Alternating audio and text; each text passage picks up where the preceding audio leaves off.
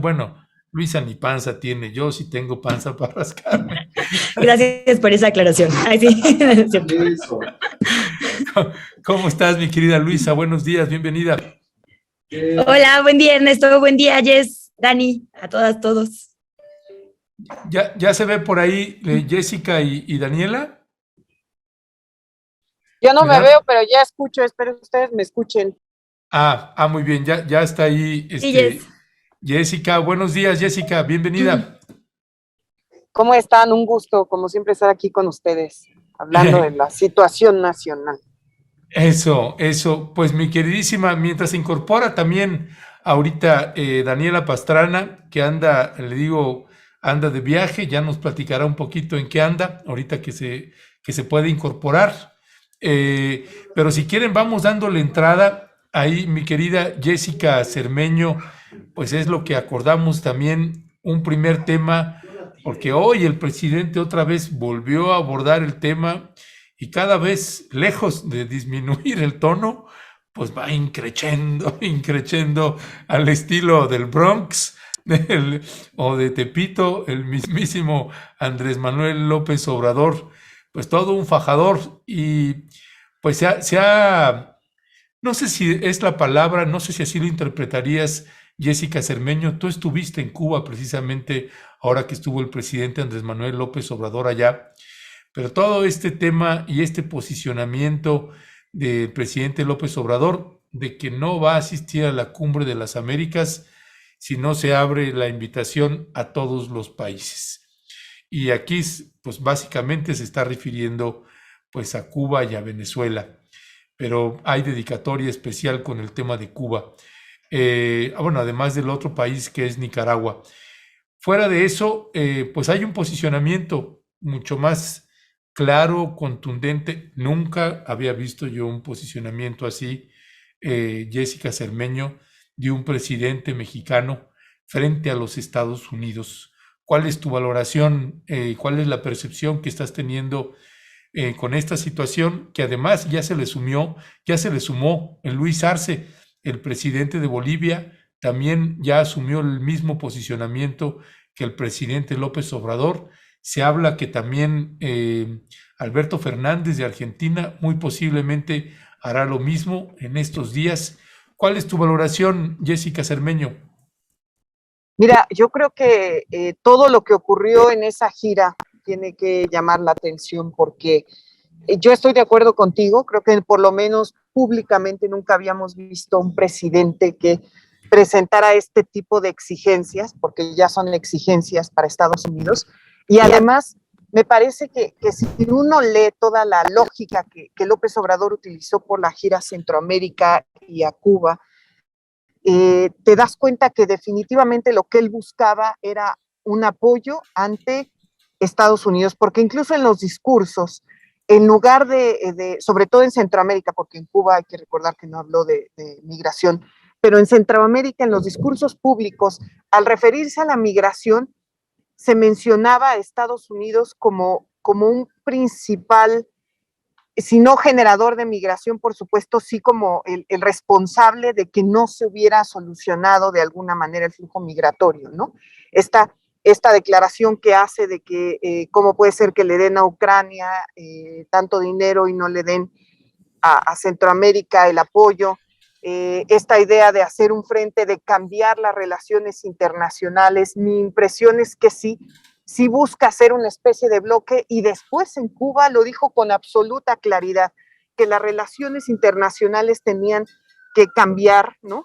Que tenía que haber más diálogo, siempre aclarando, eso sí, porque si uno ve ese discurso de 52 minutos que dio en La Habana, uno sí lee cuando dice que tiene que haber diálogo. Y sí, México lo que quiere es como apuntalarse, el presidente López Obrador, quedarse con esa posición como de dialogador. Una posición muy complicada, estoy de acuerdo contigo, Ernesto, porque definitivamente Estados Unidos no es precisamente un país que dialogue en sus relaciones internacionales. Ahora, lo que sí me llama a mí la atención es si esto de la Cumbre de las Américas, también hay que decirlo que desde antes, ya con la CELAC y por ejemplo la CARICOM, que fue la primera organización, la de el Caribe, que decidió no ir, sino se invitaba a todos los gobiernos, obviamente por Cuba, sí se ve por lo menos un gran interés de ya no hacer lo que Estados Unidos dice, lo que Estados Unidos plantea. Ahora, en el caso de México hay una gran paradoja, porque por un lado estamos viendo todo esto de la Cumbre de las Américas, pero nos queda claro, por lo menos con las declaraciones del canciller Marcelo Ebrard después de su visita a Washington, que ellos y el gobierno mexicano, eso me refiero con ellos, no van a estar en contra de Estados Unidos y sus peticiones de migración, es decir, van a seguir deteniendo migrantes. Entonces, por un lado vemos esta posición antagónica a Estados Unidos tratando de que invite a países que ellos no quieren invitar, y por el otro lado estamos viendo a un gobierno que está cediendo en temas migratorios, ¿no? Que está, y ahora mañana se va a discutir el título 42 en Estados Unidos, que la verdad está en una posición muy complicada. Lo que a mí me queda decir es que sí creo que México, sobre todo con el discurso que dio en La Habana, busca apuntalarse como el líder de este grupo latinoamericano que ya no están dispuestos a hacer caso de todo lo que la política estadounidense les dicte, ¿no? Y ahora habrá que ver qué pasa con el presidente Biden. Como tú bien decías, hoy en la mañana volvió a decir que pues no va a ir. Alberto Fernández ya dijo que sí va, pero que quisiera que fueran todos. Pero López Obrador, digamos que lo que dice esta mañana es que él cree que Estados Unidos pues no se va a enojar porque Biden ha sido muy respetuoso. No lo sé, definitivamente el presidente Biden no tiene el carácter del presidente Trump para dar manotazos en la mesa, pero sí creo que puede haber consecuencias. Y ahora veíamos ya la información de que si bien dice López Obrador que no se va a enojar Biden porque es muy respetuoso, por otro lado, definitivamente la cooperación con Estados Unidos en temas como seguridad, estamos viendo con hechos que en realidad ya casi no existe. Me refiero al avión de la DEA que se va. Entonces, sí creo que hay como una paradoja muy, muy grande en el gobierno mexicano. Habrá que ver si la posición en materia de política exterior es para contrarrestar la posición que tienen en materia de migración. No sé qué opinen Luisa y Dani, tú. Ya, pues gracias, mi queridísima Jessica Cermeño. Pues ya apareció también ahí Daniela Pastrana, a quien le damos la más cordial bienvenida. Daniela, buenos días, bienvenida. Hola, ¿qué tal? Aquí ya estoy tratando pues me tuve que venir a una esquinita donde hubiera mejor señal. Ok, si ves que tenemos algún problemita ahí con la señal, apagas tu cámara y a ver si con eso lo resolvemos. Así que si te parece, pues vamos dándote entrada, Daniela Pastrana. ¿Cuál es tu valoración también del posicionamiento de López Obrador frente a Estados Unidos con el caso Cuba? Uy, ya se Mira, es quedó. que exactamente lo que, ¿no? ¿Sí me escuchan? Sí, ¿sabes qué? Apaga tu cámara, Daniela, porque si no se nos va a estar cortando. Ahí ponemos una imagen tuya. Ok. A ver, ¿Así me pues, escuchan mejor? sí, adelante. Sí, es que justo escuchando a Jessica, o sea, yo coincido con lo que está diciendo Jessica. Creo que el gobierno mexicano, lo dije la semana pasada, está teniendo un papel o está tratando de tener de mediador, de puente, de liderazgo que no, pues que habíamos perdido hace mucho tiempo, que lo ha tratado de recuperar. Lo hemos visto en el último año, en los últimos 2 años, muy activo con esto. En la pandemia fue muy claro, también con todo lo que se organizó alrededor de los encuentros o de los eventos históricos, pues, también funcionaron para ir tejiendo esta red hacia abajo, el posicionamiento en CELAC. Recordaremos el discurso también muy memorable, el aniversario de Simón Bolívar, y ahora con eso que pues tiene todos esos elementos y que me parece que Daniela, para mí es un poco extraño porque es justo sobre todo Daniela, un proyecto de desarrollo en el sur, en Maya, así. Bueno, Daniela, estamos teniendo problemas con tu audio y para que no nos pase lo que la semana pasada, si te parece, vamos a probar, te voy a marcar para que puedas platicarnos desde ahí, a ver si ahí se mejora porque te escuchamos muy cortada. Mientras le paso la palabra a Luisa Cantú. Luisa, ¿cuál es tu posicionamiento? No. ¿Cuál es tu opinión? ¿Cuál es tu opinión con respecto a lo que sucede acá con AMLO y compañía? Ha cambiado un poco desde la semana pasada cuando dije que sí me parecía muy diplomático. Les voy a dar lo del tono. Creo que está bien, sí es un tono un poco rudo, pero tampoco creo que sea la primera vez. Pues también en esta semana han salido como múltiples análisis de colegas, hombres y mujeres en diferentes medios que han vivido la cobertura de las relaciones, pues particularmente binacionales entre Cuba y México, pero bueno, con todo lo que eso implica en cuanto a política de relaciones exteriores en nuestro país, ¿no? En general. Digamos, el mensaje que mandamos al mundo a través de nuestra relación con Cuba.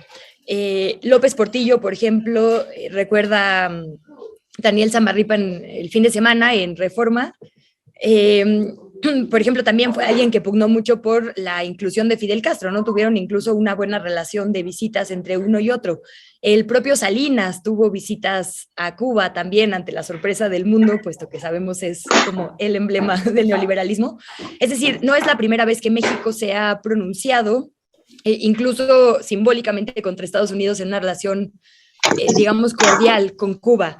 Salvo, creo que más bien creo que eso se rompió y se rompieron todos los protocolos, las formas, el respeto con Vicente Fox, pero antes de eso, de hecho, había, creo yo, por lo menos un respeto justo en esto que decimos, ¿no? De comunicación diplomática. También no era cualquier persona quien dirigía la isla, ¿no? Tanto Fidel como Raúl eran grandes estrategas. Entonces creo que tampoco debería ser tanta sorpresa. Sí, coincido en que es la primera vez que en lo discursivo se pelea por tratar, digamos, al gobierno cubano como un actor que no tendría por qué no ser igual, digamos, en estas cumbres, pero la relación binacional siempre ha estado más o menos fuerte, de hecho, ¿no? Ustedes recordarán, lo hemos dicho aquí en otras ocasiones, que justo pues mucha de la historia de la Revolución Cubana no se podría contar sin México. Desde el famosísimo Antonio del Conde, el dueño de la armería del Conde, que les proporcionó el yate Granma, ahora símbolo, incluso su periódico nacional se llama sino el Granma, las armas para iniciar la revolución, aquí se conocieron Fidel y el Che, aquí estuvo preso el Che, es decir, la historia de Cuba se necesita contar también con su capítulo por México, entonces yo no pensaría que es una cosa nueva para nada. Sí es nuevo el trato ya no como de relación utilitaria, sino de amigos. Creo que todos los símbolos del trato, la condecoración por allá, la fotografía ya informal, digamos, del final de la visita, fuera de las relaciones, de la agenda, digamos, oficial, sí habla de que se está teniendo un trato de amigos. Pero no, para nada creo que sea un tema nuevo ni una afrenta nueva. Creo que es un tema que se está haciendo muy fuerte y lo veía ayer con un tuit del innombrable Chumel, que decía, ¿no? Como, es que lo que quiere López es una dictadura y por eso Nicaragua, Cuba y Venezuela, ¿no? Creo que siempre los temas de ciertos países se crecen desde ciertos sectores para impulsar una agenda. Entonces, en realidad, por eso decía, el tema de impulsar una buena relación con Cuba no es nuevo. Hace unos instantes subió el canciller Marcelo Ebrard a su Twitter un mensaje que dice: la Sexta Cumbre de las Américas resolvió invitar a Cuba a fin de contar con la presencia de todos los países. Así ocurrió en 2015.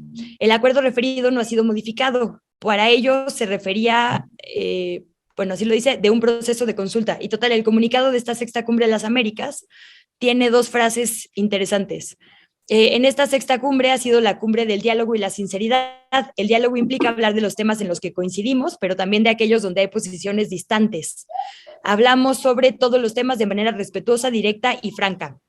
Y cierra con un párrafo que dice: la mayoría de los países apoya la participación de Cuba en el proceso de las cumbres de las Américas e hicieron votos para hacer de este propósito una realidad a partir de la próxima cumbre, ¿no?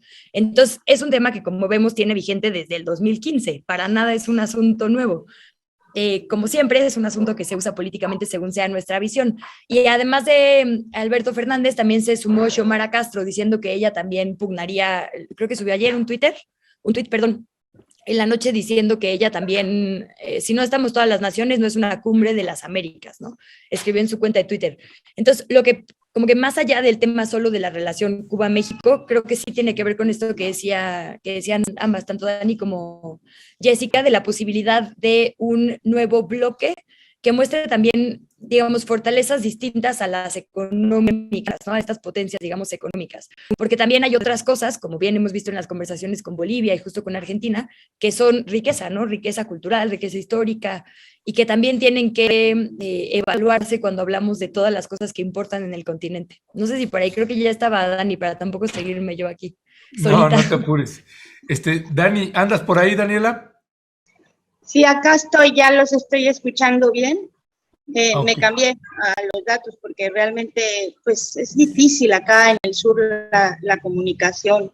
Justo es lo que les estaba diciendo, que es un poco paradójico escuchar acá estos discursos porque por una parte pues sí nos alegra ver a estas posiciones que dicen no a Estados Unidos o que le ponen límites a Estados Unidos, pero por otra parte también se ve pues el tema de la migración, o sea, que sigue siendo Estados Unidos el que define cuál es la política que tenemos hacia las personas migrantes que vienen de Centroamérica, y también pues el tema del desarrollo, que aquí pues como imaginarán hay una enorme discusión sobre el desarrollo para quién y sobre los proyectos para quién y a quién van a beneficiar.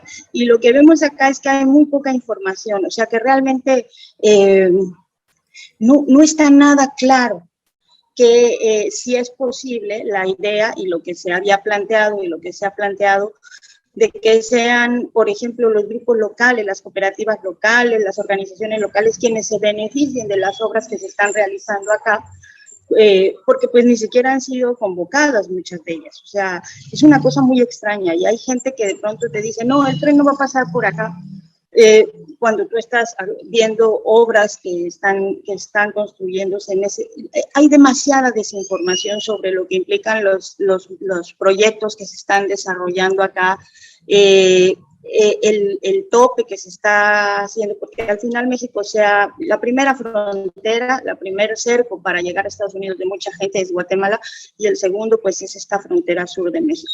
Entonces, es un poco paradójico, la verdad. Hay que reconocer que ya cuando estás acá en el terreno, te das cuenta de que el problema todavía es muy grande y que hay muchos retos por enfrentar. No nada más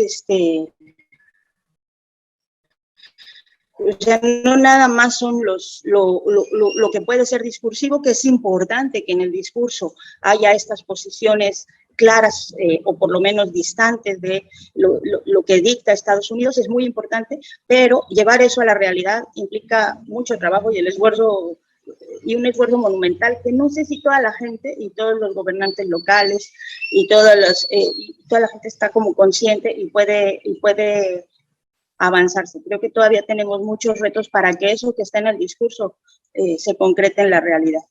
Ya, Daniela, bueno, ahorita, gracias Daniela, ahorita que regresemos contigo, también para que le puedas platicar un poquito a la gente en dónde andas y qué andas haciendo por allá, para que también tenga ese contexto y aprovechar que Jessica en unos minutos la vamos a perder porque va a entrar al aeropuerto.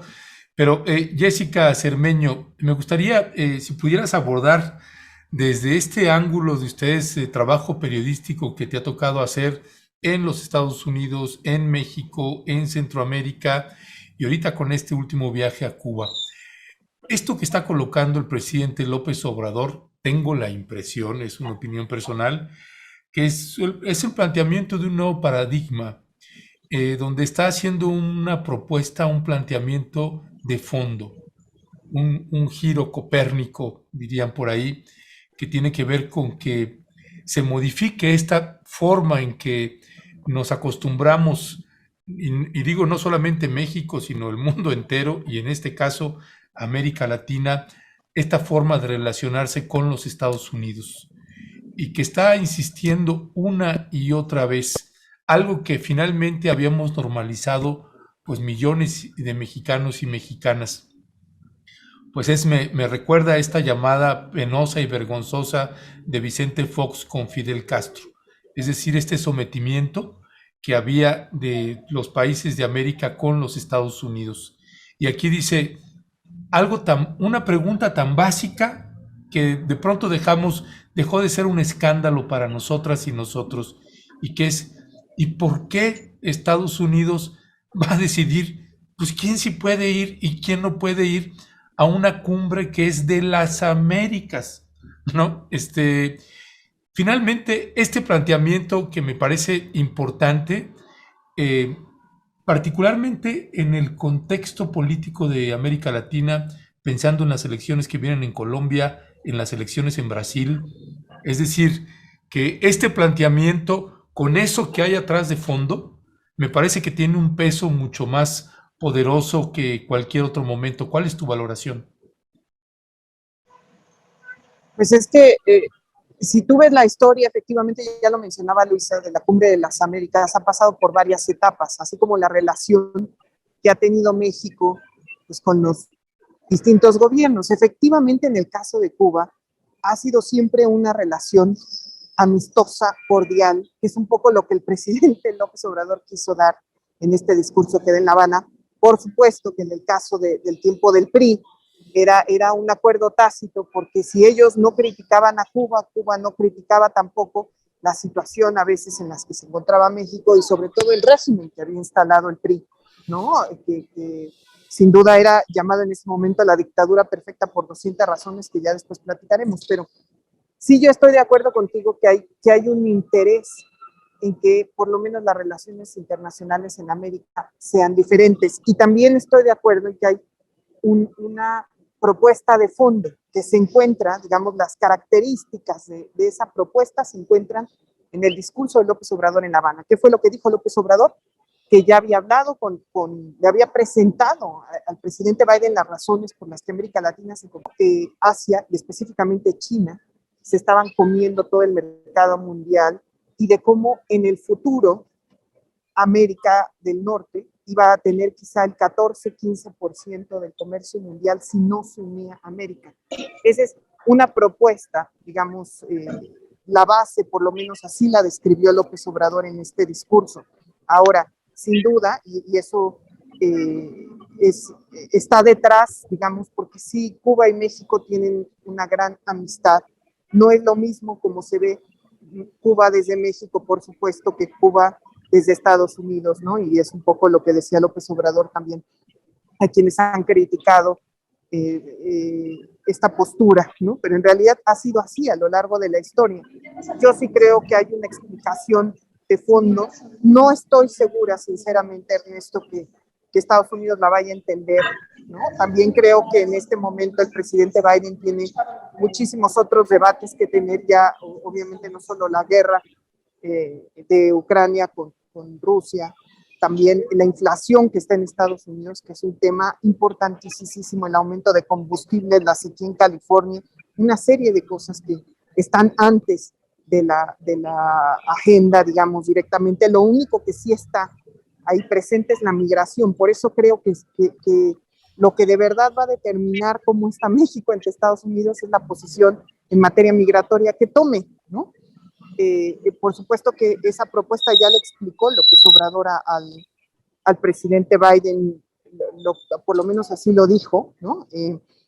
Y creo que también América Latina es mucho más fácil que se adhiera a esta propuesta, ¿no? De crear, y lo dijo literal Andrés Manuel López Obrador, una idea de como la Unión Europea, ¿no? Una Unión Americana, en materia económica, que por supuesto beneficiará mucho, y eso es lo que está detrás de sus propuestas de que Estados Unidos invierte en sembrando vida y en jóvenes construyendo el futuro.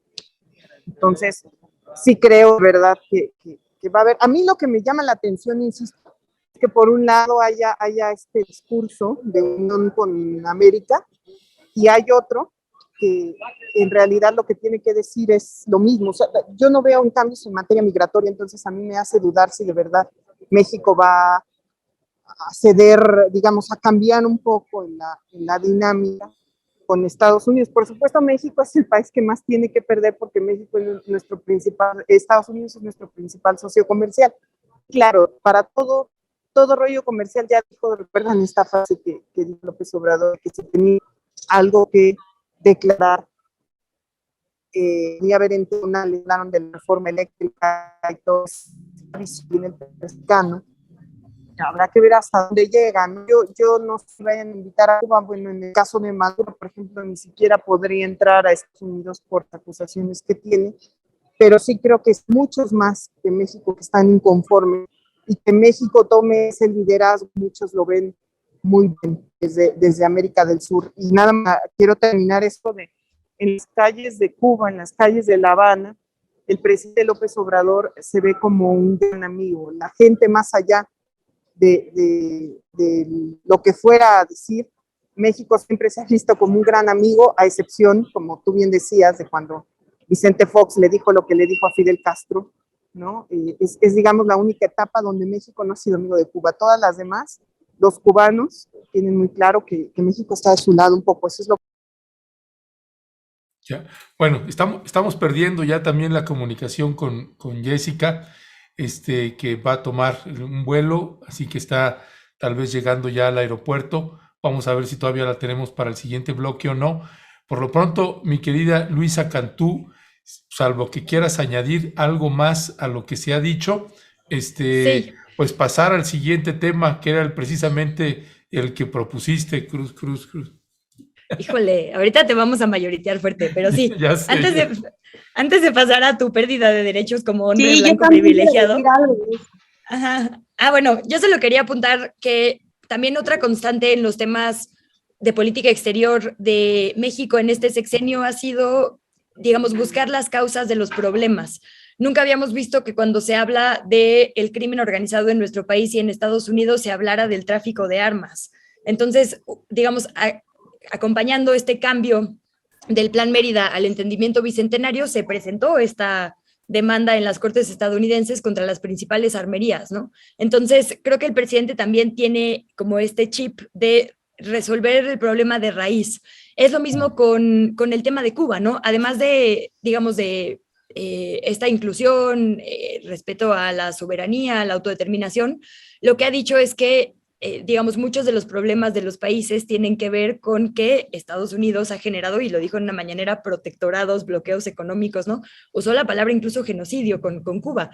Entonces, creo que también esto es parte, digamos, de una política exterior que ha tenido el presidente. La raíz de muchos de los problemas en Cuba son el bloqueo de Estados Unidos, ¿no? Entonces, creo que ha sido, digamos, congruente su discurso en este sentido, y también en el de que los organismos internacionales que tenemos en realidad no son internacionales, sino han reafirmado a las potencias. Ha hablado fuertemente nuestro gobierno en contra de la OEA, del Consejo de Seguridad de las Naciones Unidas. El propio presidente fue y dio un discurso bastante entrañable. Digo, ahí hubo miles de interpretaciones, pero bueno, creo que lo que dijo es, tenemos que dejar de crear organismos para reafirmar a los poderosos y seguir desprotegiendo a los menos poderosos.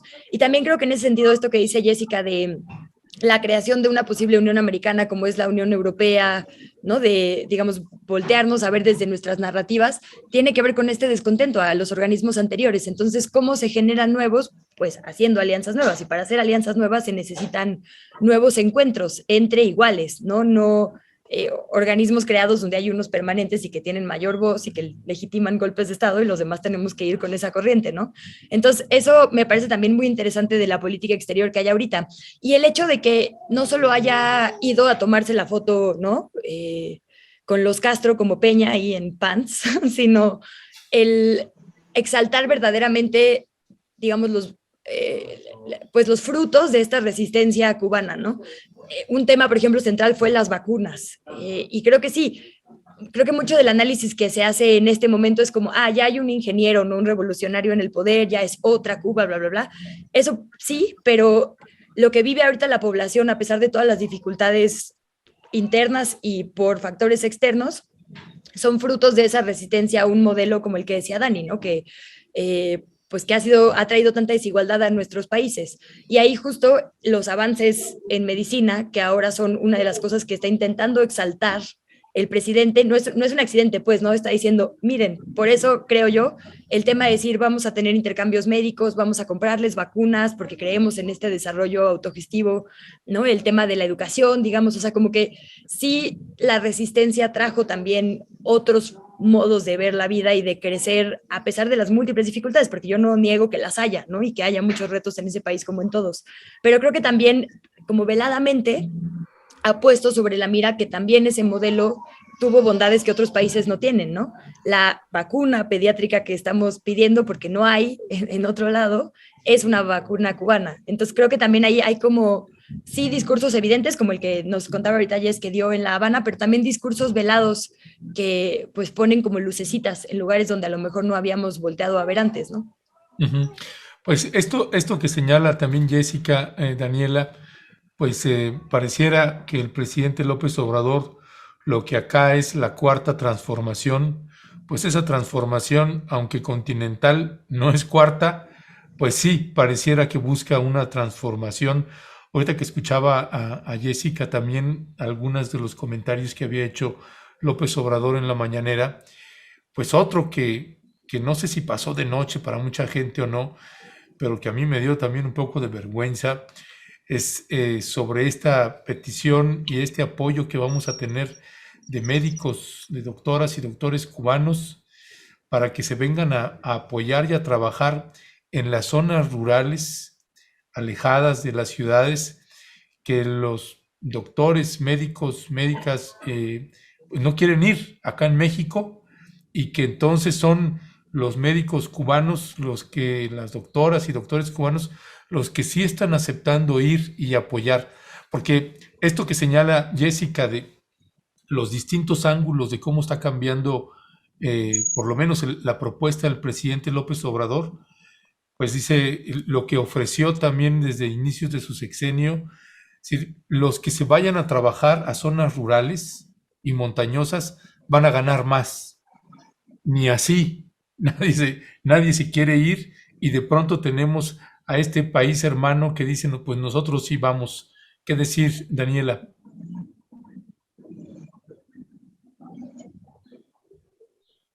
¿Aló? ¿Daniela?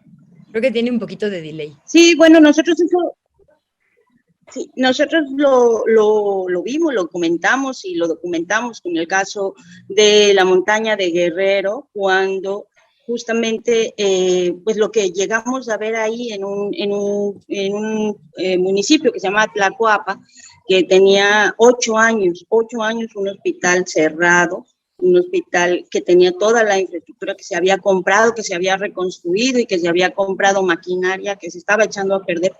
Y bueno, justo lo planteé yo en la conferencia del presidente y él dijo, lo vamos a revisar. Una semana después estaba ahí el director del INSABI y finalmente, meses después, se abrió el hospital. Y el problema que tenían es que no había médicos. Y no había médicos, pues porque nadie se quería ir a Tlacoapa, porque es muy difícil llegar a Tlacoapa, porque no tienen ni carretera pavimentada para llegar a la cabecera municipal, porque no hay internet, y los médicos no querían ir. Y esa era una realidad, no se podía reabrir el hospital porque los médicos no querían ir para allá. Y claro, y sí tenían o sea, sí había la convocatoria, sí tenía unos salarios que, digamos, para la montaña de Guerrero eran muy altos, pero las condiciones, es que hay mucho que cambiar.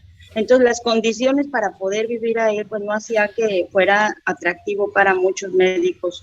Y eso está pasando, pero eso del tema, eso nos abre un paquete enorme de trabajo, ¿no? El de hablar de cómo se fue desmantelando el servicio público de salud en México durante años, pues que provocó lo que provocó en la pandemia, de lo que ya hemos hablado mucho. Y es una realidad. Es una realidad. Tlacoapa era el ejemplo de muchas cosas que ocurren en comunidades alejadas y que ahora se está tratando de revertir con este plan pues de lo del IMSS Bienestar, que también ahí vamos a estar investigando. Porque es importante verlo y porque es importante ir a los lugares y ver realmente lo que está pasando y no nada más quedarnos con los dimes y diretes, como dice Nájar de la República del Twitter, que a veces pues sí son están muy alejados de la realidad. Pero yo lo que quería hace un rato decir a propósito de lo que comentaba Jessica, que es una cosa que también decía hace una semana, creo que es un momento, sí creo que no es diplomático, bueno, qué bueno que ya Luisa aceptó que efectivamente no siempre están diplomáticas, son los comentarios pero del presidente López Obrador, pero creo que es un momento en el que puede hacerlo, porque Estados Unidos no creo que le guste muchos de los comentarios que se hacen, pero necesita ahorita también que haya un país que pueda hacer puente. Y a diferencia de lo que Jessica decía, que México es el que más tiene que perder, yo al contrario, creo que México es el que tiene más que ganar con esto, porque pues ya perdimos tanto, ¿no? O sea, ya con las reformas en materia, o sea, las reformas estructurales, bueno, ya en los últimos 10, 15 años, no sé, perdimos tantas cosas que ya ahorita perder una cosa, o sea, ya no hay más que perder, ya lo único que necesitamos es ir recuperando terreno de todo lo que durante muchos años se cedió a los intereses de Estados Unidos. Ya, gracias Daniela. Pues ahora sí, pasando al siguiente tema, mi querida Luisa Cantú, pues de hecho Luisa propuso, fíjese este nombre subversivo para el tema y que bueno, pues lo tenemos que abordar.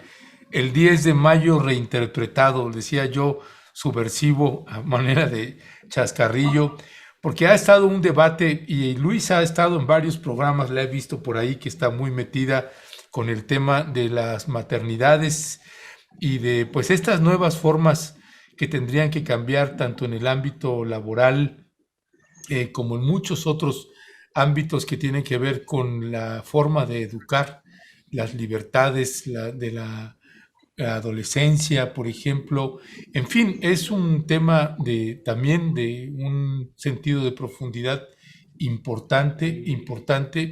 Y pues, Luisa, precisamente tenías varios ángulos desde donde querías abordar eso. Daniela Pastrana también decía, pues, un gran tema. Así que, si les parece, ahorita lo que nos reste estos 20 minutos, poder abordar este tema y a ver si la siguiente semana le podemos dar una continuidad al mismo. Luisa Cantú, adelante.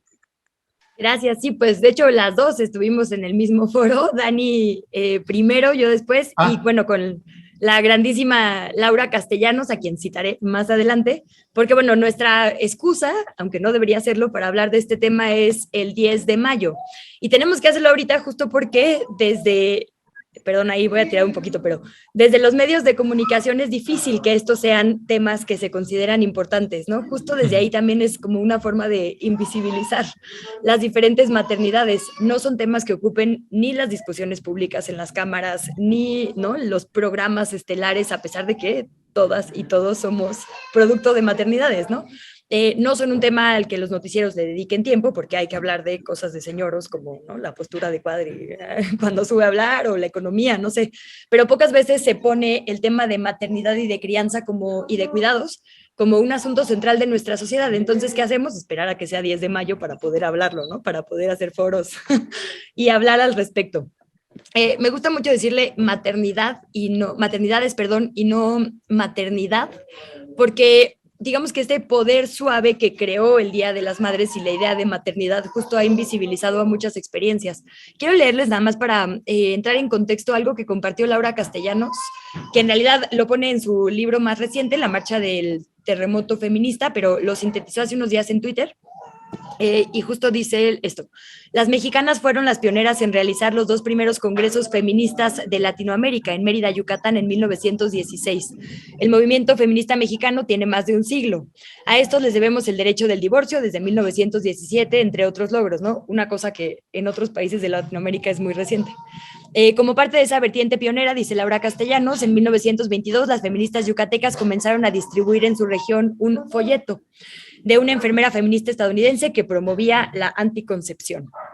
Pero el orden patriarcal mexicano buscó impedirlo. El director de un diario nacional, voy a decirlo, es Excelsior, promovió una gran campaña con apoyo de la Iglesia Católica y la SEP, así como dueños de tiendas departamentales, para crear un concurso nacional y premiar a la madre En este mismo diario se publicaron sugerencias de regalos, pulseras, perfumes, sombreros, para que nos veamos muy bonitas siempre, aparatos electrodomésticos, y bueno, así surgió el 10 de mayo, ¿no? Entonces, entendiendo este origen de quitarnos nuestras narrativas feministas y crear las suyas propias, me parece pertinente hablar justo sobre esto en el contexto del 10 de mayo.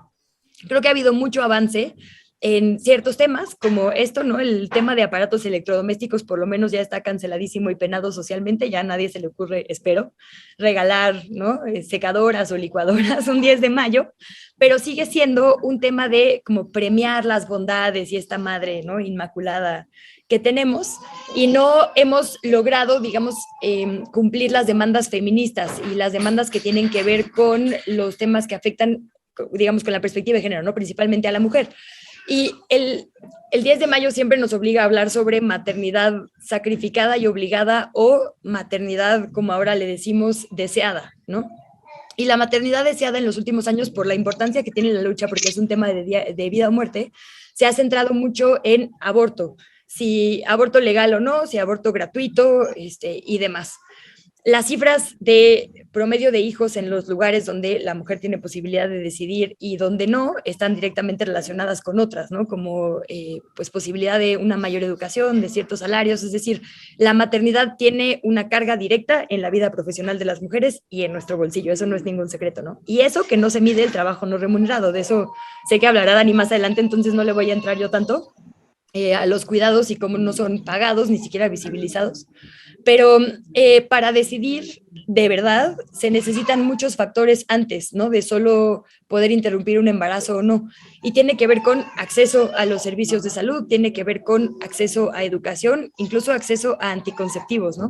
Y la verdad es que las cifras nos dicen que hemos avanzado muy poquito en el tema. Ahorita,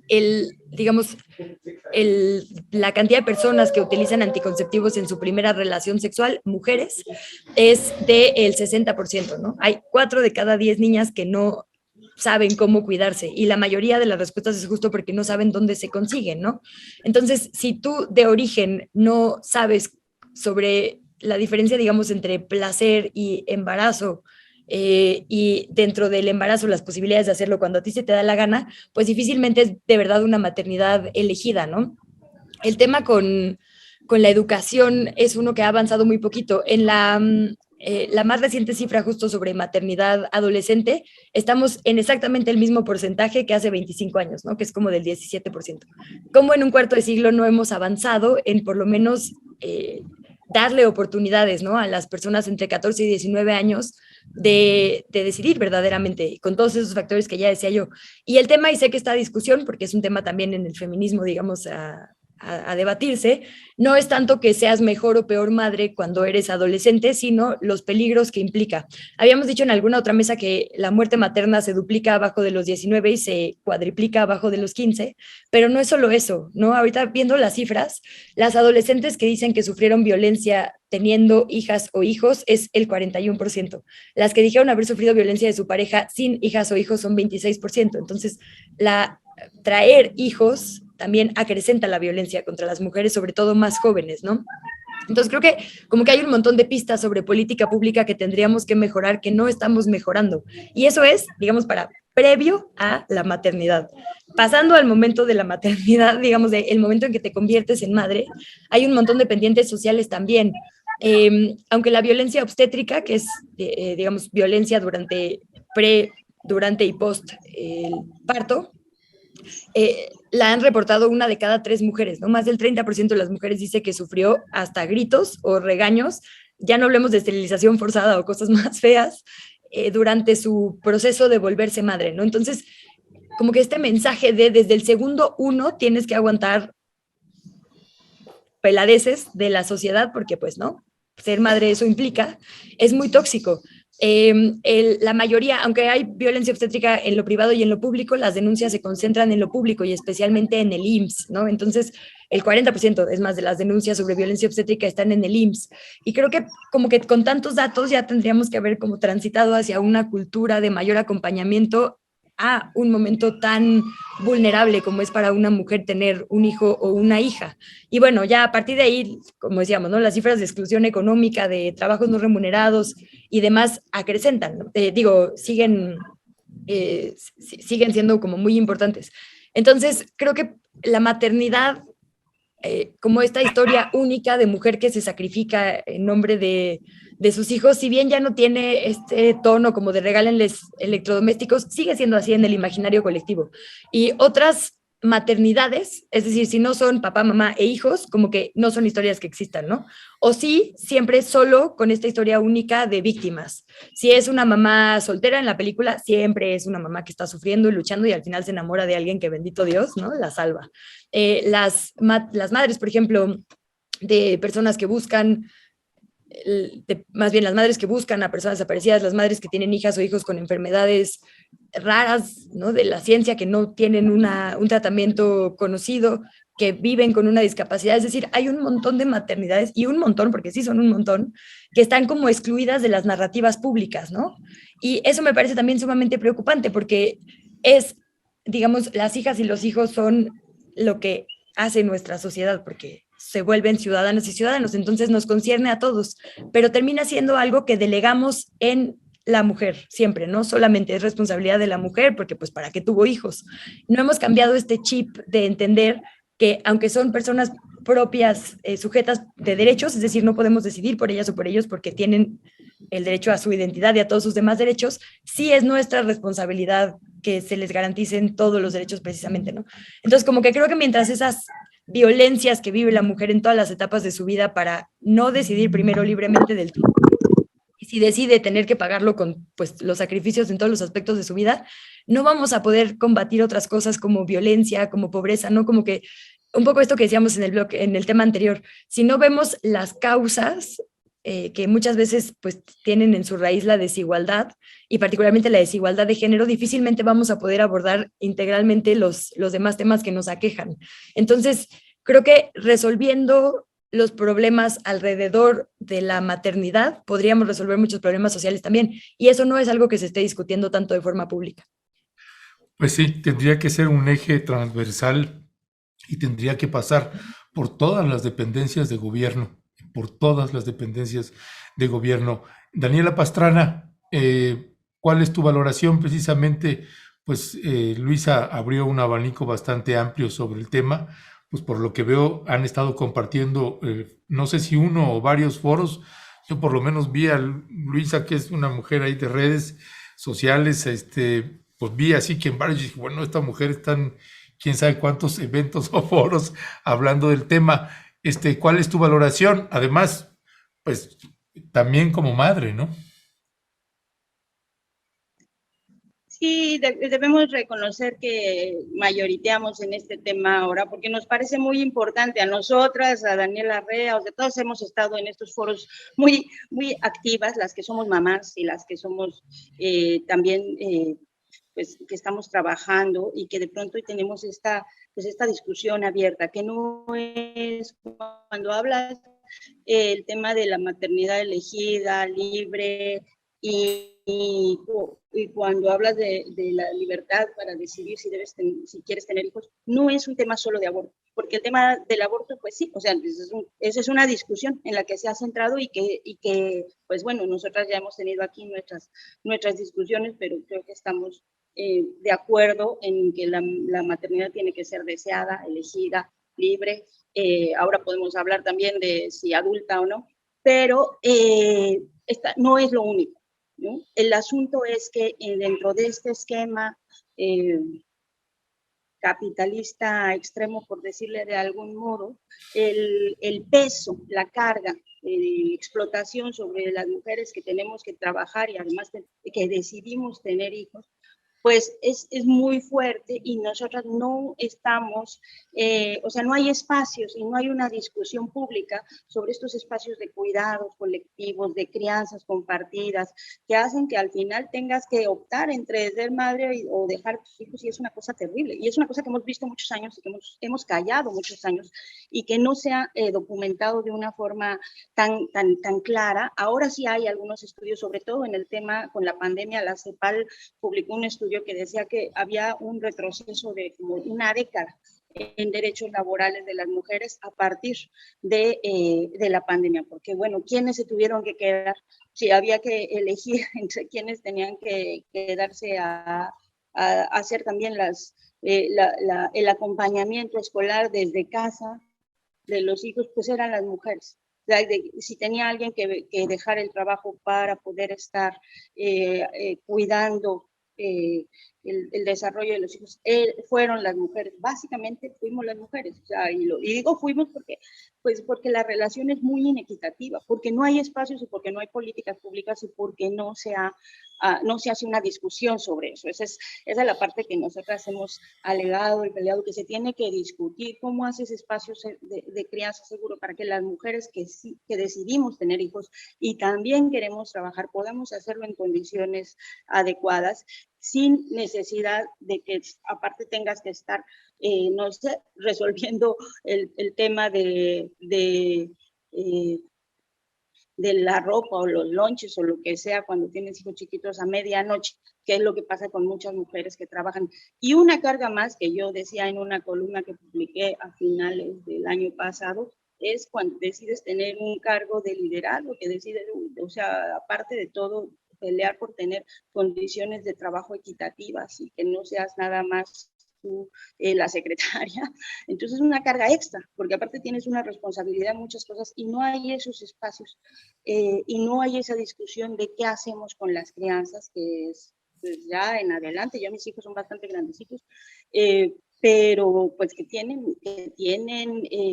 pues no se acaba solo ya cuando después del parto, ¿no? O sea, esa crianza dura años y no hay esos espacios y no hay esa discusión. Entonces, por eso nosotros insistimos en que tiene que ser un tema que se discuta en los medios, que se discuta socialmente, que tenemos que pensar colectivamente qué es cómo construimos dentro de estos esquemas capitalistas en los que ahora pues además ya no puedes tener 10 hijos como nuestras abuelas, ahora apenas con 2 y ya es imposible, o sea, mantenerlos, sostenerlos económicamente, pero además tener este acompañamiento pues en la construcción de su vida que es necesario. Y que además viene la carga terrible sobre las mujeres que decidimos ir a trabajar, porque pues yo lo decía hace unos días en un programa justo de la Suprema Corte de Justicia con este mismo tema que sí hemos estado muy insistentes, era a ningún colega periodista que yo conozca le dicen padre desnaturalizado por irse un mes a cubrir Ucrania, ni le dicen padre desnaturalizado por irse 6 meses a cubrir lo de los zapatistas en el 94, ¿no? Y en cambio a nosotras sí nos dicen eso, nos echan la carga de que pues si hay violencia y si se pierden los valores y si no sé qué, es porque las mujeres salimos a trabajar. No, bueno, salimos a trabajar primero porque nos gusta nuestro trabajo y también porque las condiciones económicas no nos permiten sostener los hogares con un solo salario. Entonces, esta discusión, pues sí, nos parece muy importante y por eso insistimos en que la tengamos y que la sigamos teniendo en todos los espacios que se puedan. Ya, pues gracias Daniela. Pues se nos fue el tiempo en estas 2 intervenciones, así que básicamente, Luisa, pues para cerrar. Pues que el trabajo no remunerado, de acuerdo con el INEGI, representó el 24.4% del PIB, las labores de cuidado y domésticas, o sea, es un montón. Y para una mujer, después de tener hijos, y para darles justo la fuente exacta, aumenta hasta 20 horas semanales, ¿no? El trabajo, y para los hombres 4, como la máxima expresión. Entonces, claramente hay una brecha de desigualdad que hay que cerrar. En ese tema, insisto, no solo es un tema moral o un tema de que las feministas estemos enojadas, pues es un tema social, de pobreza, de violencia y económico. Y solo también para cerrar, otro dato que leía el otro día que me pareció muy escandaloso, según las cámaras empresariales, la derrama el año pasado, que había pandemia, por el Día de las Madres, entre quienes compraron chocolates y flores y esas cosas, fue de 33 mil millones de pesos a nivel nacional, ¿no? Entonces, ese dinero hay que usarlo un poco mejor, no solo desde lo privado, que están tan interesados en celebrarnos, en vez de mandarnos flores en las oficinas y mails, pues garanticen nuestros derechos, ¿no? Destinemos correctamente los fondos. Alguna vez lo dijimos aquí también, ninguna de las plataformas de partidos políticos, ni para las cámaras, ni de partidos, tiene la palabra maternidad. Entonces, pues un llamado a que volteen a ver estas denuncias, que como decía Dani, andamos en gira por todos los espacios que nos permitan hacer. Ya, gracias Luisa. ¿Con qué cierras, Daniela? Sí, con que este es un tema, además, que me preguntaban hace 3 semanas en este foro del que habla Luisa Capital 21, me preguntaban, pues, qué hace falta o qué tiene que hacer un medio de comunicación, o sea, medios de comunicación y muchos actores, pero sobre todo hace falta que se involucre la otra mitad de la población, que son los señoros, dice Luisa, ¿no? O sea, que también los hombres nos ayuden a pensar, porque parece que siempre es tema de mujeres.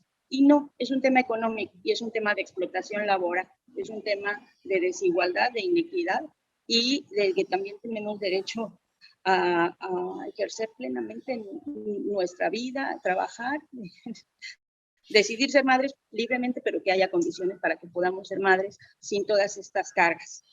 Entonces sí necesitamos que se involucren y que también discutan entre hombres sobre las paternidades, sobre las crianzas compartidas, sobre los espacios que se necesitan para que puedan hacerse cargo y que podamos tener y construir sociedades mejores entre todos. Oye, perdón, y ahí, si puedo agregar una cosa más. Sí, sí. Ahorita que decías lo de que es económico, también, o sea, hasta mensos, porque el Fondo de las Naciones Unidas para la Infancia hizo como un ensayo prospectivo y por cada peso que se invierte en las mujeres, regresamos 3 a la sociedad. Entonces, justo si en vez de estar cargando solas con todo, se invirtiera en políticas públicas para potenciar nuestras capacidades, habría más dinero en todos los países. Entonces, ya solo quería cerrar con eso de que nos conviene, digo, además de que sí tendría que ser por humanidad, también pues por pura conveniencia. No, y no solo por eso, sino añadiendo otra palabra importante y fundamental, y por justicia. Así de llano y así de básico. Es justicia, es la justeza, es lo justo y es lo que tendría que hacer. Y déjenme cerrar leyendo algunos de los comentarios.